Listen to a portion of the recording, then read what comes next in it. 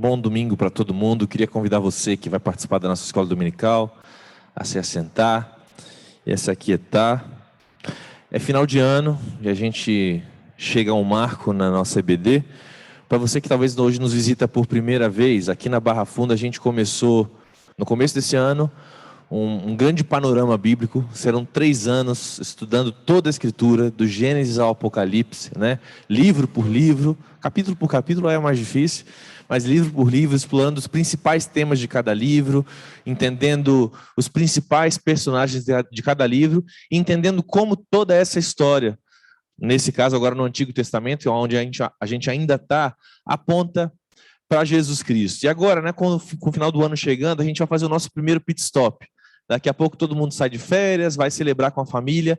Então a gente vai ter hoje uma aula de revisão. A gente vai rever um pouquinho do que a gente viu até hoje e vai rever um conceito muito importante. Um conceito com o qual a gente começou o nosso panorama bíblico, que é o seguinte: o conceito de que a Bíblia não é uma série de histórias desconectadas, mas uma única narrativa na qual cada história e personagem aponta para alguém maior. E quem é esse alguém maior? Jesus Cristo. É muito comum encontrar pessoas que acham que a Bíblia se trata de histórias de pessoas. A história de Sansão, a história de José, a história de Abraão. Quando sim, na verdade, a Bíblia aborda a caminhada dessas pessoas, a jornada dessas pessoas com Deus.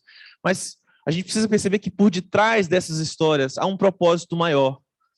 Há uma grande narrativa que conduz, um grande fio de ouro que conduz toda a Escritura, que é a obra, a pessoa e a obra de Jesus, a vinda de Jesus, a vida de Jesus e a morte de Jesus por nós naquela cruz.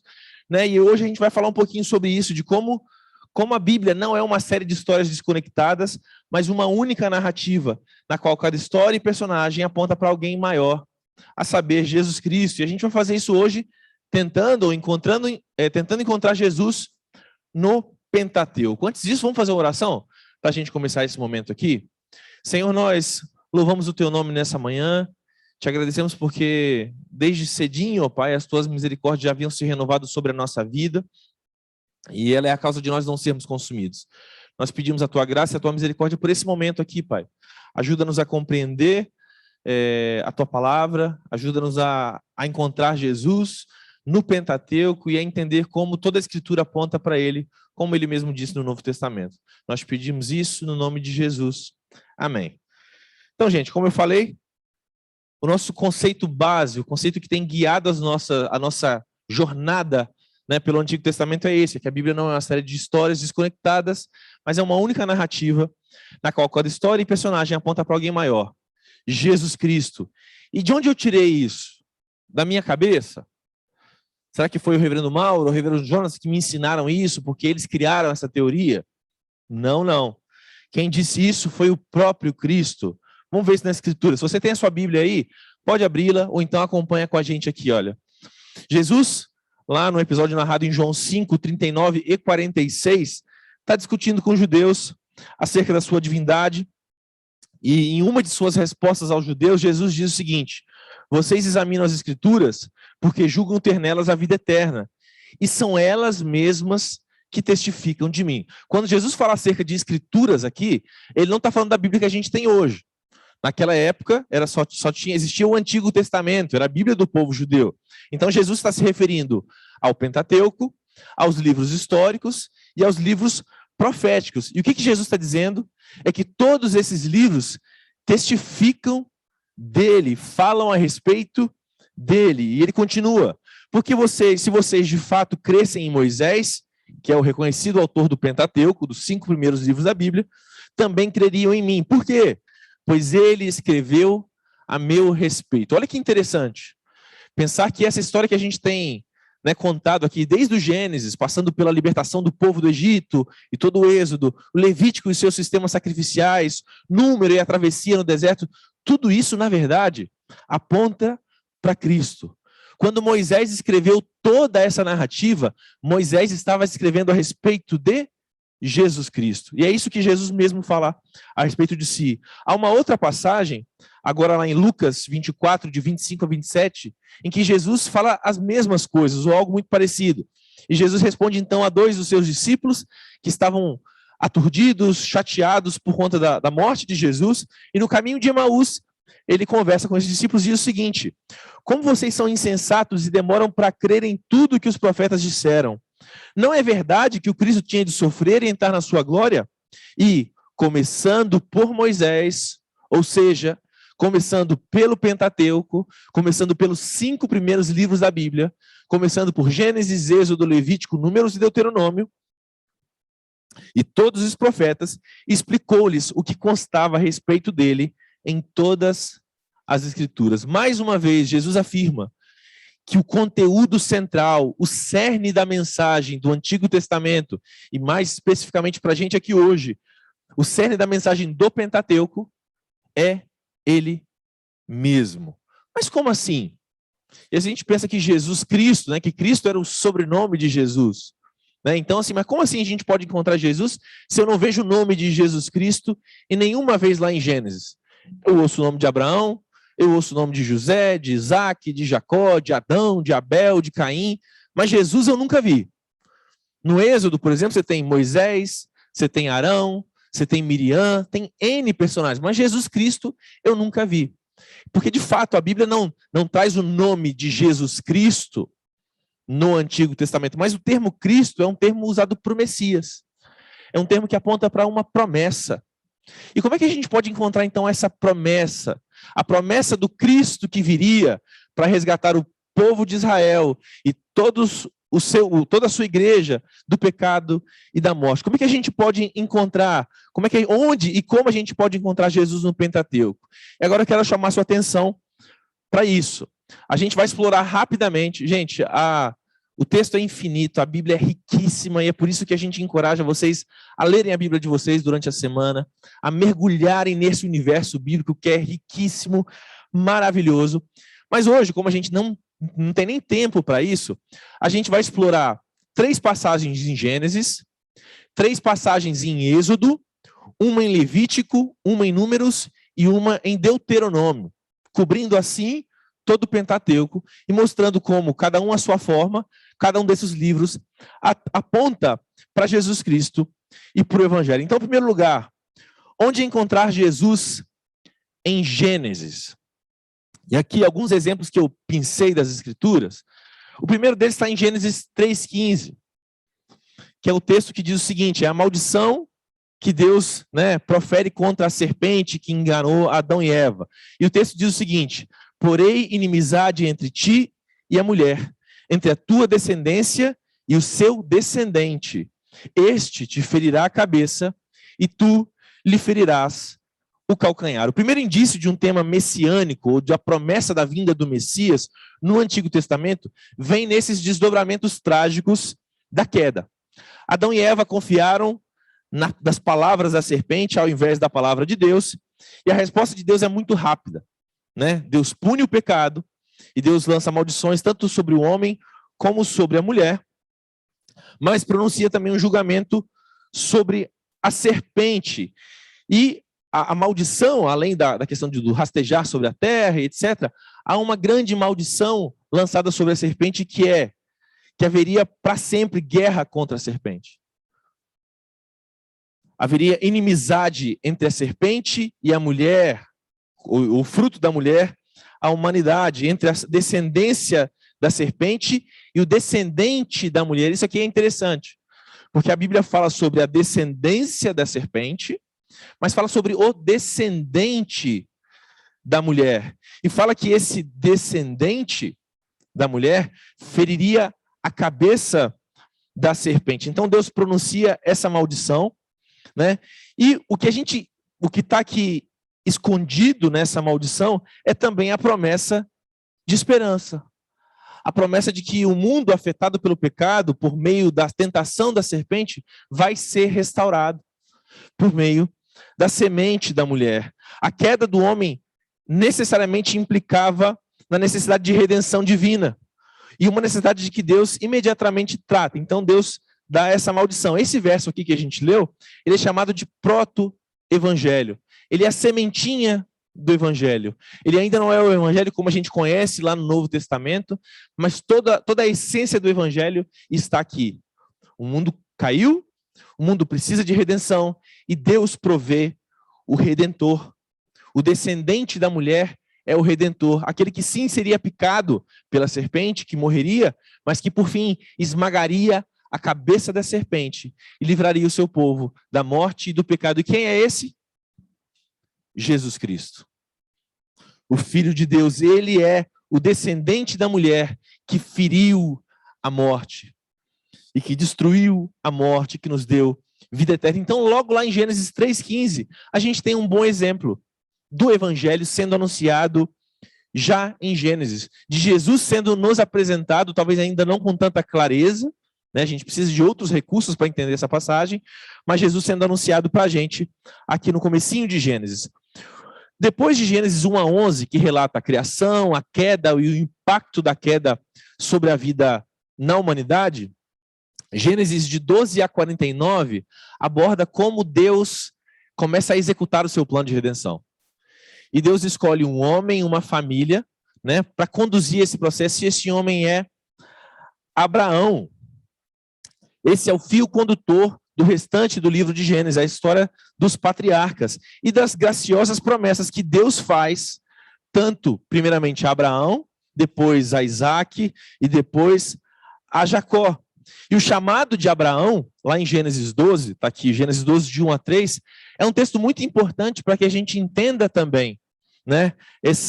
Para que a gente entenda como a promessa de Deus, essa promessa feita aqui a respeito já do descendente da mulher, continua se concretizando. E o que é que Deus fala a Abraão? Disse o Senhor a Abrão, ainda era Abrão, sai da tua terra, da tua parentela e da casa de teu pai, e vai para a terra que te mostrarei. De ti farei uma grande nação, e te abençoarei, e te engrandecerei o nome. Sê tu uma bênção. Abençoarei os que te abençoarem, e amaldiçoarei os que te amaldiçoarem. Em ti serão benditas todas as famílias da terra. É a partir dessa promessa que Deus então vai desenvolvendo o seu plano redentivo, o seu plano de salvação. E como é que hoje todas as famílias da terra são abençoadas? Como é que Deus cumpre essa promessa aqui, se não por meio de Jesus Cristo? A esperança da redenção, a esperança da restauração da bênção, a esperança da reconciliação com Deus, a esperança de que um reino fosse novamente estabelecido na terra. Como é que Deus cumpre essas promessas feitas a Abraão de forma última e definitiva? Por meio da pessoa e da obra de Jesus Cristo. Há uma outra passagem que não está aqui, que é Gênesis 15, se eu não me engano, em que Abraão começa a duvidar e se queixar do Senhor, porque ele recebe inúmeras promessas, mas não havia evidência alguma palpável de que Deus de fato cumpriria a promessa.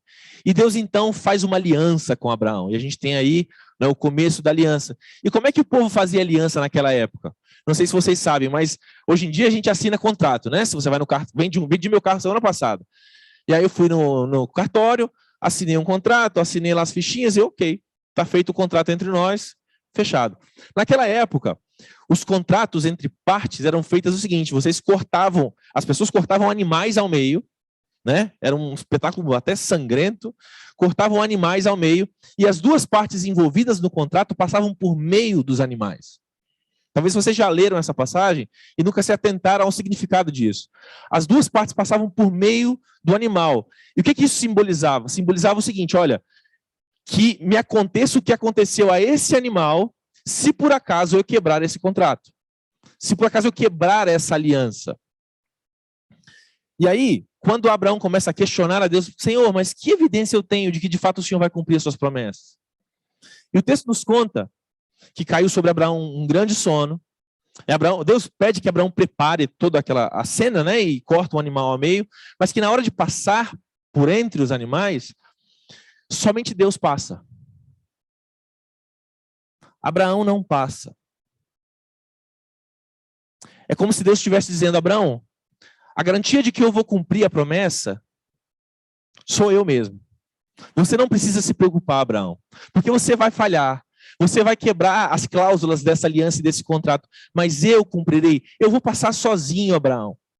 E que me aconteça, Abraão, o que aconteceu a esse animal, tanto se eu quebrar as cláusulas desse contrato, o que obviamente não aconteceu e nem aconteceria, mas se você também, Abraão, já que eu sou a única pessoa que vai passar por meio desse animal, já que se você também quebrar as cláusulas desse contrato e dessa aliança, que me aconteça o que aconteceu a esse animal.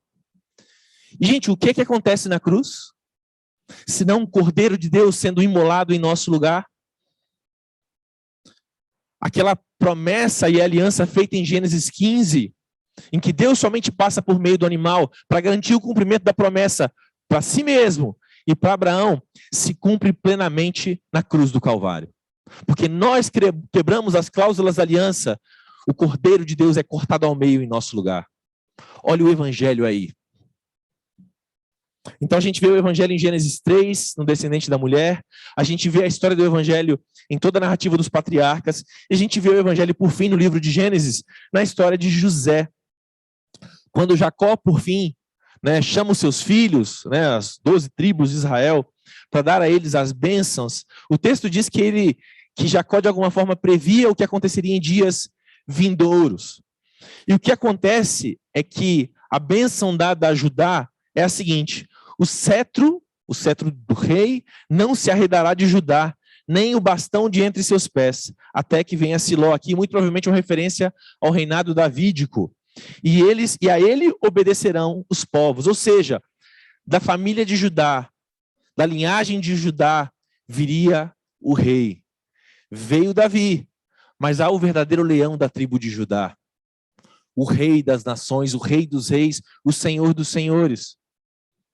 Quando a gente vê aqui a bênção proferida por Jacó a seu filho Judá, dizendo que da família dele jamais se apartaria o cetro do reinado, a gente vê que isso se cumpre de forma final e definitiva em Jesus Cristo. Veja como Gênesis, então, nos aponta para Jesus e para o Evangelho. Mas e Êxodo? Como é que a gente pode encontrar Jesus em Êxodo? E, em primeiro lugar, talvez aqui a metáfora ou a aplicação, a comparação mais conhecida e mais sabida de todos nós é a do Cordeiro Pascal. Lá em 1 Coríntios 5:7, Paulo diz que Cristo, o nosso Cordeiro Pascal, foi imolado. E ao que Paulo está fazendo referência quando diz isso lá tanto tempo depois, no Novo Testamento? Está fazendo referência a Êxodo 12. A última praga do Egito, vocês se lembram, era a morte dos primogênitos. E qual foi a forma, o meio, a provisão que Deus deu ao povo de Israel para que os primogênitos do povo de Israel não fossem mortos? Vocês vão pegar um cordeiro, e aqui está o texto, falem a toda a congregação de Israel dizendo, no dia 10 desse mês, eu editei aqui, tá? Então o texto não está completo, mas dá para entender a ideia. No dia 10 desse mês, cada um tomará para si um cordeiro, sem defeito, macho de 1 ano, podendo também ser um cabrito. E todo o ajuntamento da congregação de Israel o matará no crepúsculo da tarde. Pegarão um pouco do sangue e o passarão nas 2 ombreiras e na viga superior da porta, nas casas em que o comerem. Quando eu vir o sangue, no caso o anjo da morte que passaria, passarei por vocês, e não haverá entre vocês praga destruidora, quando eu ferir a terra do Egito. Então o povo de Israel, os primogênitos de Israel foram libertos, foram salvos da morte, por quê? Por causa do sangue do Cordeiro. Como é que hoje a gente é livrado da morte? Por causa do sangue do Cordeiro. E Paulo faz referência a isso lá em 1 Coríntios, quando diz que Jesus é o nosso Cordeiro Pascal, imolado em nosso lugar, para que nós não experimentemos a morte. Mas o que, gente? Vamos ver Êxodo 20, depois que Deus dá os 10 mandamentos, ao povo. O texto diz que todo o povo presenciou os trovões, os relâmpagos, o som da trombeta e o monte fumegante. E o povo, observando, tremeu de medo e ficou de longe. E disseram a Moisés: fale-nos você, e ouviremos, porém não fale Deus conosco para que não morramos. Ou seja, o povo estava desesperado, diante da glória do Senhor, diante do Monte Sinai pegando fogo, fumegando e caindo raio, todo tipo de coisa, o povo ficou apavorado de medo, e o povo ficou de longe, e falou: Moisés, vai você. A gente vai ficar aqui porque a gente vai morrer se a gente chegar lá. E Moisés responde ao povo: não tenham medo. Mas o que acontece? O povo ficou de longe, em pé. Moisés, porém, se aproximou da nuvem escura onde Deus estava. A gente vê aqui Moisés sendo, né, aquele mediador entre o povo e Deus. Moisés é aquele que se coloca entre o povo de Israel e o Deus Todo-Poderoso. É aquele que trouxe a mensagem, a palavra de Deus a um povo que não poderia se aproximar, por quê? Porque morreria. E quem é o nosso mediador hoje? Quem é aquele que faz mediação entre nós e Deus? Quem é aquele que faz mediação entre um Deus santo e todo-poderoso e um povo que é pecador? Porque se essas duas coisas se encostarem, dá curto-circuito, gente. Um Deus que é santo não pode tolerar o mal. A gente precisa então de alguém que faça essa conexão por nós. E assim como Moisés fez essa mediação entre Deus e seu povo, lá no Êxodo, Jesus faz essa mediação para nós hoje. Ele é o nosso mediador e não há outro além dele. Não há ninguém a quem nós possamos recorrer para nos achegar até Deus, senão Jesus Cristo, o Cordeiro de Deus. Então a gente vê mais uma vez aqui o texto de Êxodo nos apontando para a pessoa e para a obra de Jesus Cristo. Ele é o mediador. Por fim, em Êxodo, lá em Êxodo 35, a gente tem a ordenança do sábado, né? É claro que a gente entende que essa é uma ordem criacional. Desde o Gênesis, quando Deus criou o mundo, Deus já separa um dia de descanso. Mas Deus agora torna isso, né, parte do calendário judeu. E o que o texto diz de Êxodo 35? 6 dias vocês trabalharão, mas o 7º dia lhe será santo, o sábado do repouso solene ao Senhor. Quem nele trabalhar, morrerá. Então havia o princípio do sábado, e lá em Mateus 12:8, né, no episódio da colheita das espigas e da cura de um homem da mão ressequida, Jesus se apresenta como o Senhor do sábado. Ele é o descanso verdadeiro para o qual o sábado aponta. A gente falou isso aqui ontem na reunião dos jovens. Você está cansado? O ano foi difícil, não foi? Sai de lockdown, entra em lockdown, se aglomera, não aglomera, usa máscara, não usa máscara. A gente foi à exaustão, tanto física quanto emocional. Está todo mundo chegando ao final do ano dizendo assim: eu preciso de descanso. Mas a Escritura nos mostra, meus irmãos, que o verdadeiro e sublime descanso ao qual todos nós anelamos e desejamos, esse descanso que um fim de semana na praia, né, dá o gostinho, tudo isso é encontrado em Jesus Cristo. Ele é o nosso sábado. Ele é o Senhor do sábado. Ele é o descanso verdadeiro. E só nele nós podemos encontrar de fato paz para as nossas almas. Então, o princípio do dia do sábado, a guarda de um dia de descanso, aponta também para o nosso Redentor, aquele que é o Senhor do sábado. Onde encontrar Jesus em Levítico, Números e Deuteronômio. Levítico 1, logo no comecinho. E a gente está estudando isso aqui, né? A gente está numa série de pregações no livro de Levítico, então eu encorajo você a continuar vindo aos cultos dominicais e pegar essa série que está sendo maravilhosa. Olha, Deus fala ao povo o seguinte: fale aos filhos de Israel e diga-lhes: quando alguém trouxer a oferta ao Senhor, traga um animal do rebanho de gado ou do rebanho de gado miúdo. Se a oferta for o holocausto do rebanho de gado, o homem trará um macho sem defeito. Ele o trará à porta da tenda do encontro, para que o homem seja aceito diante do Senhor. Mais uma vez, a gente tem aqui em oposição a santidade de Deus e a pecaminosidade do homem. E para que o homem fosse aceito diante de Deus, o que era necessário? Um sacrifício de sangue. O livro de Levítico aponta para isso. Um sacrifício de sangue. E qual é o sacrifício de sangue perfeito? Quem é o Cordeiro perfeito que foi imolado de uma vez por todas em nosso lugar? E que nos torna aceitáveis diante de Deus? Jesus Cristo. Ele é tanto a oferta quanto o ofertante, ele é o sumo sacerdote, né? Essas ofertas eram entregues a Deus pelo sumo sacerdote. E olha o que Hebreus fala a respeito de Jesus. Hebreus 7, de 26 a 28. Porque nos convinha um sumo sacerdote como este, Jesus, santo, inculpável, sem mácula, separado dos pecadores e exaltado acima dos céus, que não tem necessidade, como os outros sumos sacerdotes, de oferecer sacrifícios todos os dias, primeiro por seus próprios pecados e depois pelos do povo, porque fez isso de uma vez por todas. Jesus é o sumo sacerdote e o sacrifício definitivos, porque fez isso de uma vez por todas, quando a si mesmo ofereceu.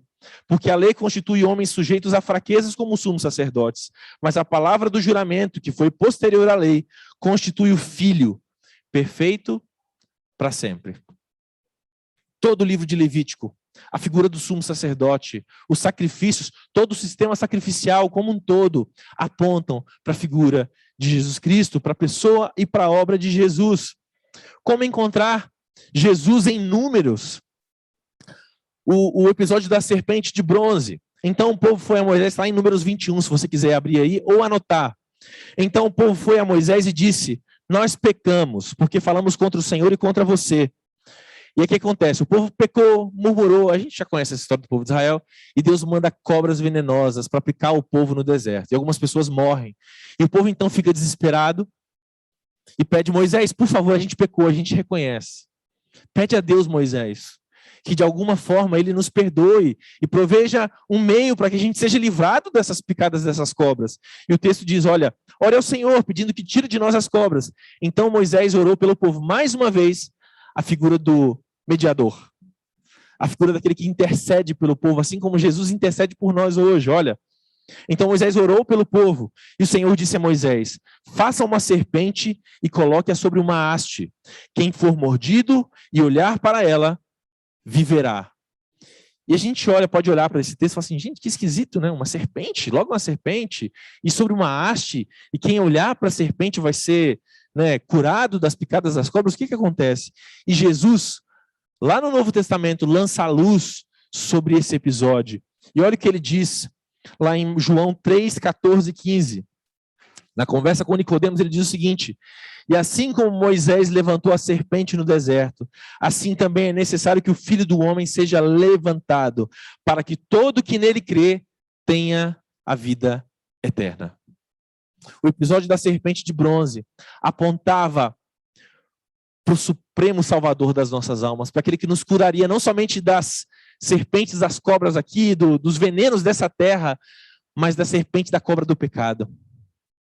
Esse veneno que nos mata dia após dia, dia após dia. O pecado que trouxe a morte ao mundo. E por meio do sacrifício de Jesus e da fé no sacrifício de Jesus, nós somos curados, libertos do veneno do pecado. Para acabar, gente, como encontrar agora Jesus em Deuteronômio?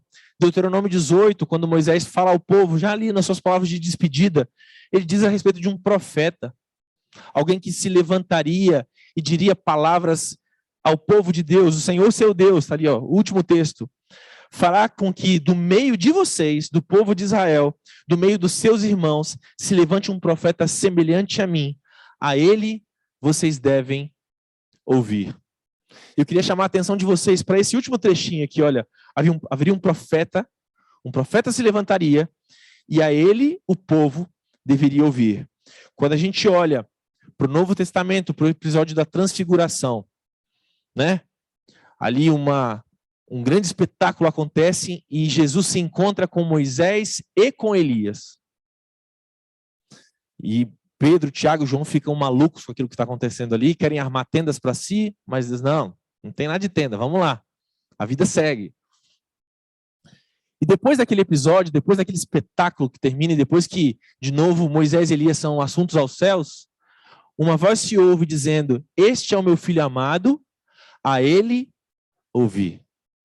É a voz dizendo sobre Jesus, que Jesus é o supremo profeta do povo de Deus.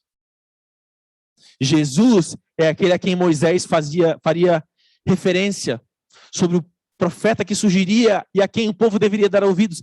Moisés estava falando sobre Jesus Cristo.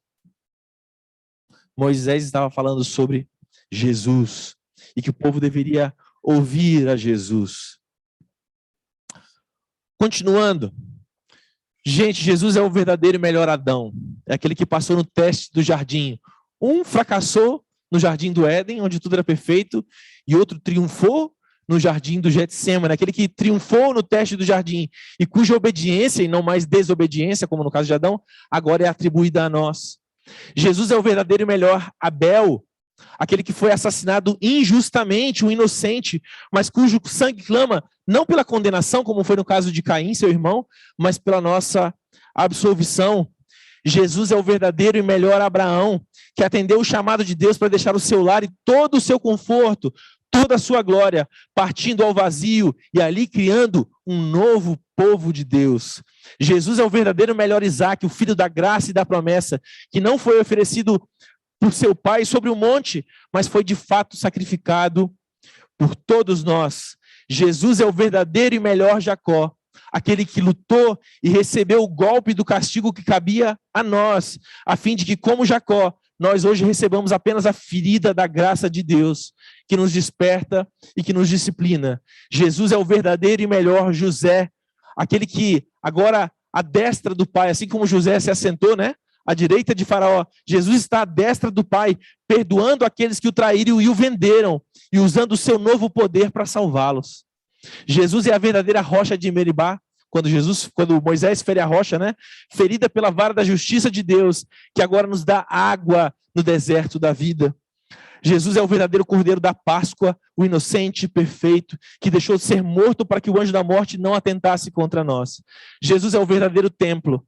Jesus é o verdadeiro profeta.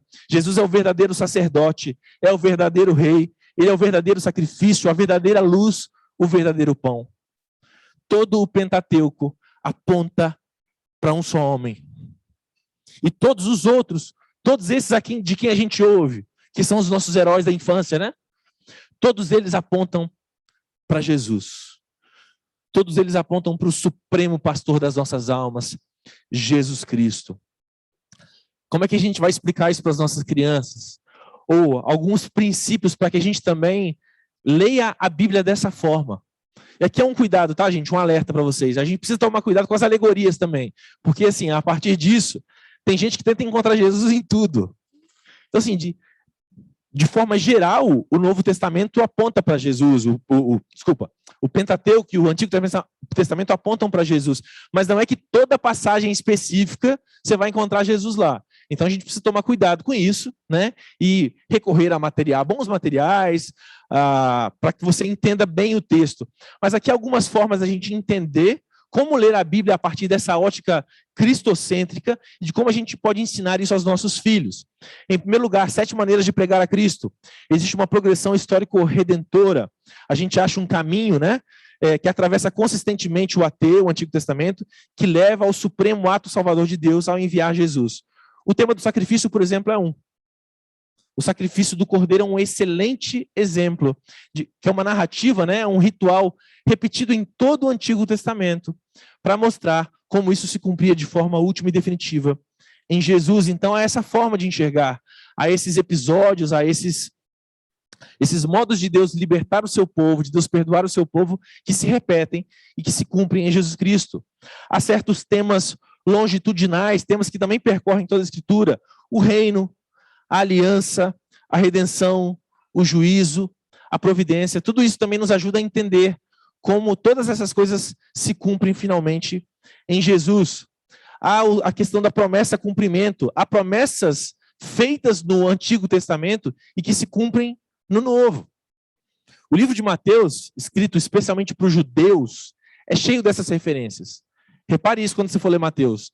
Mateus sempre fala para que se cumprisse aquilo que foi dito por meio do profeta X. Para que se cumprisse aquilo que foi dito por meio do profeta Y. Então a gente encontra, né, essa é uma forma de encontrar Jesus nos textos bíblicos, em promessas feitas no Antigo Testamento e que encontram o seu cumprimento no Novo. A tipologia, que foi o que a gente fez agora, eventos, pessoas ou instituições do Antigo Testamento podem funcionar como tipos que prenunciam o grande tipo, ou seja, a pessoa e obra de Jesus. Foi o que a gente fez falando de Abraão, de Abel, de Isaac, de Jacó, de José, né, tipos, sombras de homens que apontam para Cristo. As referências do Novo Testamento, quando um texto do Novo Testamento alude ou cita um texto do Antigo Testamento, a gente pode então fazer uma ponte até Jesus.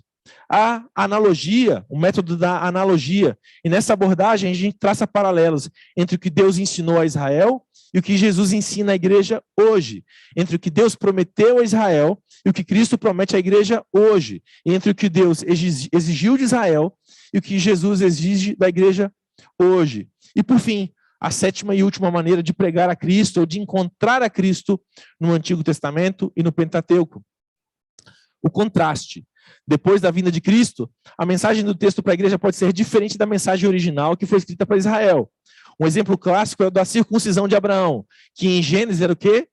Um sinal da filiação ao pacto. E aqui a gente tem um tema importante, né? Porque muita gente não entende por que presbiterianos batizam crianças. E no lugar da circuncisão, a gente vê que a circuncisão se transforma em batismo. O batismo se tornou gradualmente o sinal da filiação das crianças e de qualquer adulto ao povo do pacto. Então, o contraste entre a circuncisão e o batismo existe por quê? Por causa de Cristo, que colocou fim nos rituais e sacrifícios da antiga aliança. Tudo isso foi falado, gente, para que a gente entenda o quê? E para que a gente não volte para casa sem se lembrar disso, sem se esquecer disso, desculpa. Que a Bíblia não é uma série de histórias desconectadas. A Bíblia não trata sobre personagens isolados, mas a Bíblia é uma única narrativa na qual cada história e cada personagem aponta para alguém maior. Jesus Cristo, o nosso Salvador. Que Deus nos abençoe. Vamos orar mais uma vez para encerrar esse momento e para tomar café. Senhor, obrigado. Obrigado porque o Senhor prometeu e cumpriu, e porque todas as promessas e tipos do Antigo Testamento, de fato, encontraram cumprimento na pessoa e na obra do nosso Salvador Jesus Cristo. Deus, e é tão lindo ver tudo isso. A gente se espanta com a tua inteligência, Senhor. Com a magnitude dos teus pensamentos. Ó profundidade da riqueza e da sabedoria do teu conhecimento, Senhor. Não há ninguém que se compare a ti. É lindo ver como o Senhor foi pouco a pouco, do Gênesis até Malaquias, até a vinda de Jesus, o Senhor foi cumprindo a tua promessa e mostrando àquele povo, tantas vezes teimoso, infantil, rebelde, falto em fé, mostrando àquele povo pouco a pouco como a redenção viria por meio do nosso Salvador. E obrigado porque nós hoje podemos experimentar dessa redenção. Obrigado por Jesus Cristo, o nosso supremo sumo sacerdote, o nosso supremo profeta, o nosso supremo pastor, o nosso supremo rei. Obrigado, Pai, porque de fato a gente tem experimentado o cuidado e o poder do Senhor nas nossas vidas, por meio da pessoa e da obra do Teu Filho. Nós choramos assim com alegria e gratidão no coração, no nome dEle. Amém. Amém, gente. Deus nos abençoe. Bom café da manhã e até daqui a pouquinho no culto.